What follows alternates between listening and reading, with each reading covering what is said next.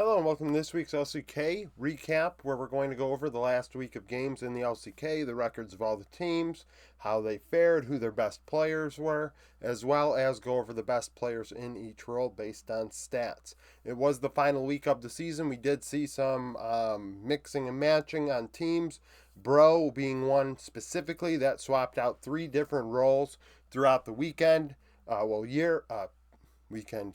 Week. Nongshim did it as well. DRX made changes in top lane. So, first we'll start with the teams that had a good week. Gen G went 2-0, 4-0 on the week. Chovy was their best player, beating Brion and DRX. HLE 2-0 would go 4-1. Peanut was their best player, beating KT and DK. And then T1 as well, 2-0, 4-0. Owner, their best, beating Nongshim and DRX. The teams that would go 1-1, Fear X went 3-2, 1-1 in the games. Clear, their best player, beating Brion, losing to Nongshim. KT 1-1 would go 3-2. Deft and Barrel, their best players. KDF was their win, HLE their loss. Speaking of KDF, they would go 1-1, 2-2 on the week. Cuz was their star, beating D+, and then rounding it out, losing to KT. Nongshim 1-1 would go 2-3. Call Me, being their best player. Calyx also got a couple games under their belt. Fear X was their win, T1 their loss. Then the teams that would struggle, D+, Kia 0-2, 0-4 on the week. Kingin, their best. KDF and HLE, their two losses. DRX 0-2, 0-4. Teddy and Playeta, their best, losing to Gen G and T1. No big surprise there. Brion 0-2 as well, would go 0-4. Morgan, their best. Actually, it probably should be Envy Effort. Gen G and Fear X were their two losses. Not a lot of surprises. KDF, the wheels fell off at the end, but they found a way. D+ going in limping. I had somebody on the comment section, my power rankings, not happy about D+ being above G2. I just always think it's funny when Western fans think their teams are going to beat Eastern teams in best of fives. It's just, always kind of funny. No one really hitches their horse to that unless they are a fanatic. So, D+ struggling, though, that's no surprise. I mean, look at the record, right? Losing to HLE, that's a team that I expect them to be competitive against. And I expect them to beat KDF, and that simply wasn't the case. Top lane, Clear, one of the better top laners in the week. So the four stats I use, KDA, KP, and then two stats I am working on. The return on investment stat is returned from last week. That's damage. Damage to enemy champions plus damage taken divided by gold. So return on investment, how much are you getting out of the gold that's invested in a player?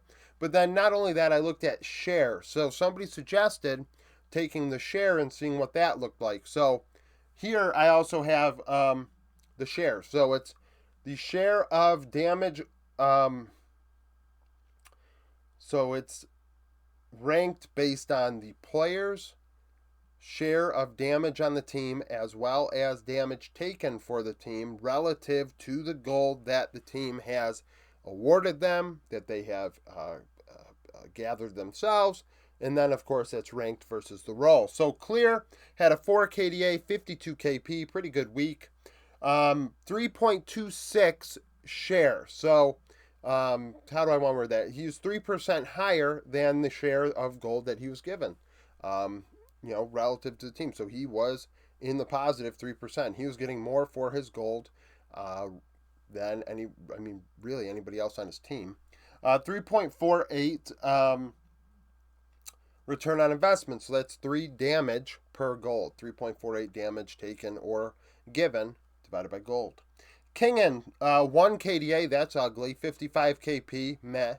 But in terms of share, he was the best top laner. So 6.05. So let's just say, for instance, as just a random example, say Kingin had 29% of the team's damage taken plus given. and had 23% of the share.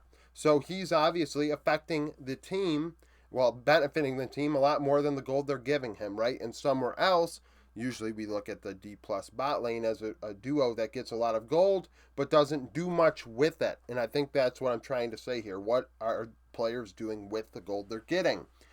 Kingen, 3.85 return on investment. So he did something with that gold, whether we think he stinks or not. He was effective in the game and impactful. Perfect, 2.2 KDA, 51 KP, 3.07 share, so positive, 3.98 return on investment. So all three of these players definitely giving their teams a bargain. Jungle, Peanut, had a 6.1 KDA, 84 KP, a positive 5.55 when it came to the share, and 4.1 return on investment. Owner, 6.3 and 73, so very strong as well, 6.6 share, and then 3.84 return on investment. Cuz, 1.5 KDA, so not as sexy, and a 66 KP, not quite as high either, but a 5.8 share, so his share was effective, like what they were giving him. He was doing more than what the team was actually giving him, and a 4.21 return on investment. Mid lane, Zeka, 5.3 KDA, 73 KP. Now, in the carry roles, we'll see negative, right? So the team gives this player a bunch of gold, but what are they really doing with it? They might be dealing a lot of outright damage, but how much damage are they taking? And you may say you don't want to take damage. It's true. In a carry-oriented setting, you don't want to be taking damage. Now, if other players in your team are taking so much damage that it's like, oh, wow, we gave them not much gold. We didn't have to give them much gold to get that done.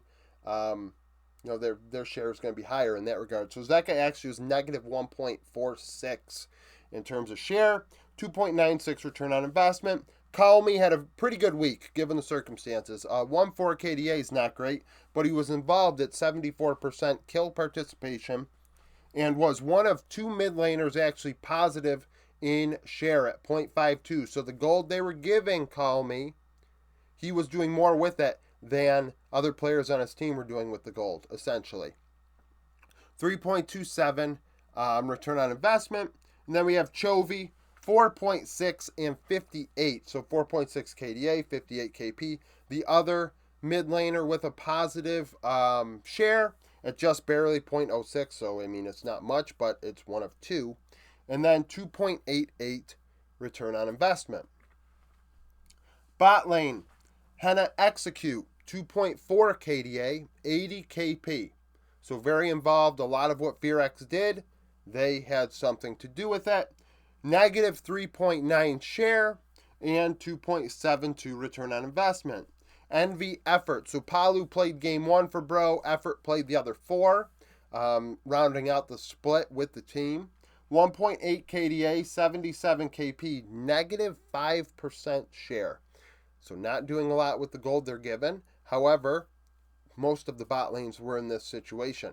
A lot of the damage and damage taken not coming from the bot lane in this current meta. You may see, oh, but look at how much damage they're doing. Yeah, but how much damage is being taken by other players on their team? Who is tanking? Who's facilitating?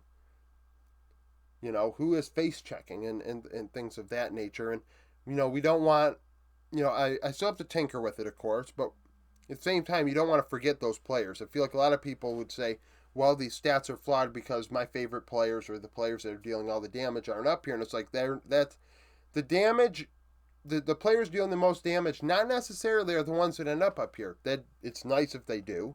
But also, I want the players that are taking the most damage that still, find a way to affect the game are also up here. Like if someone's playing a Malphite or a Scion or anything that really just eats damage, they deserve an opportunity as well to be seen. Daft Barrel, 2.6 KDA, 76 KP, negative 531 in share, and 298 return on investment. So that's it for this video. Thank you for watching. If you liked the video, like it. By the way, yesterday I had my LCK All Pro Team video. That went out. There is one sizable surprise on there.